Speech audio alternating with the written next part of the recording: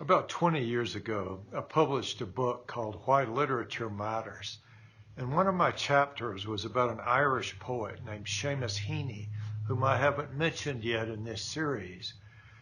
I remember in the chapter that I wrote on Heaney, I recounted a situation I had been in at when a chaplain at Thomas More College in their Rome campus had asked me over dinner one night whether I thought Seamus Heaney's poems would last.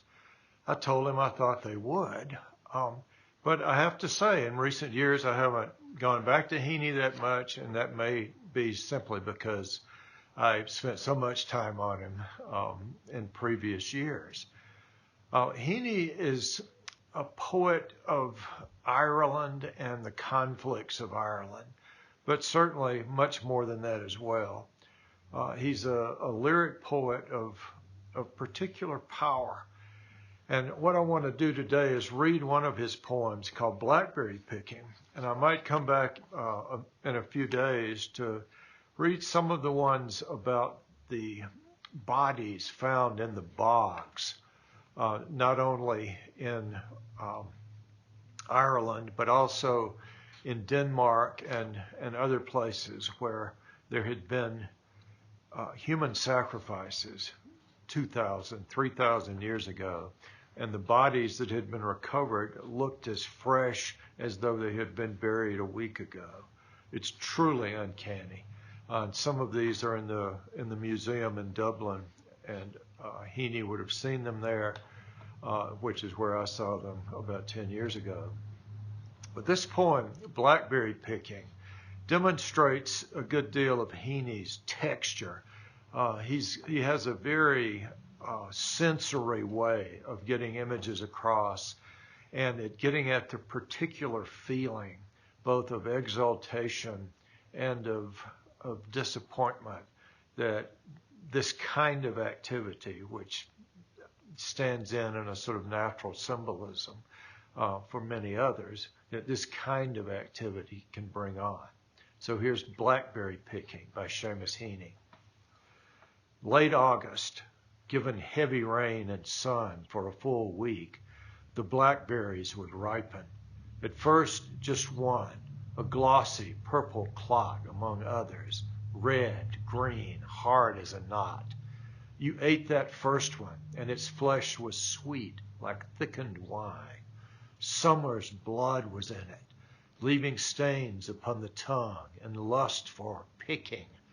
Then red ones inked up, and that hunger sent us out with milk cans, pea tins, jam pots, where briars scratched and wet grass bleached our boots.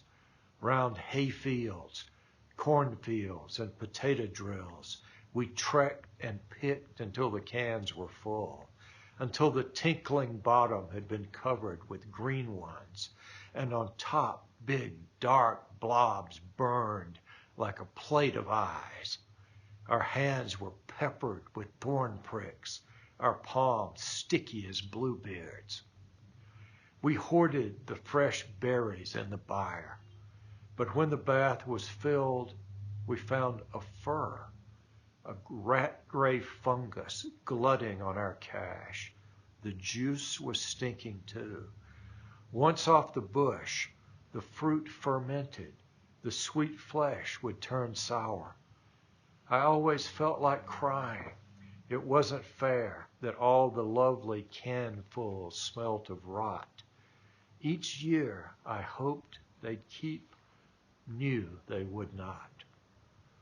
So what does this poem get at?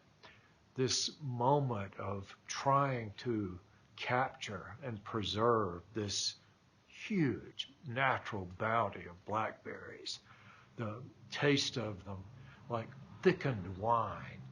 Notice the way that Heaney uses his couplets in this poem very unobtrusively. If we could look back at the poem itself just for a second.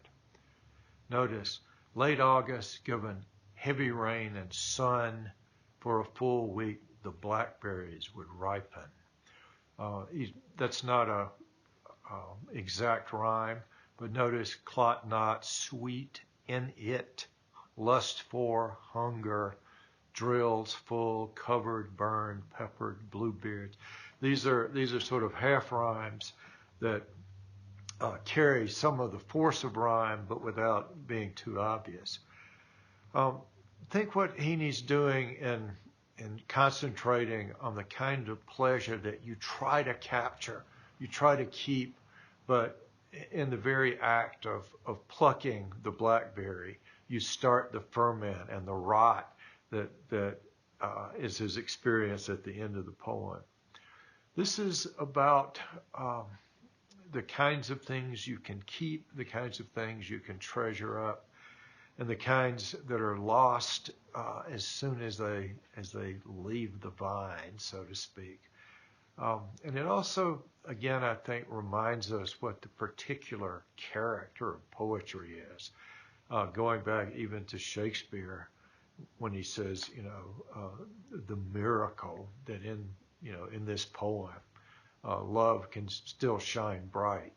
In this poem, the blackberries are ripe, they're fresh, but also Heaney brings in the rot of them to get at that whole range of emotion that says so much about what we do when we try to preserve something that in its very character can't really be preserved that way.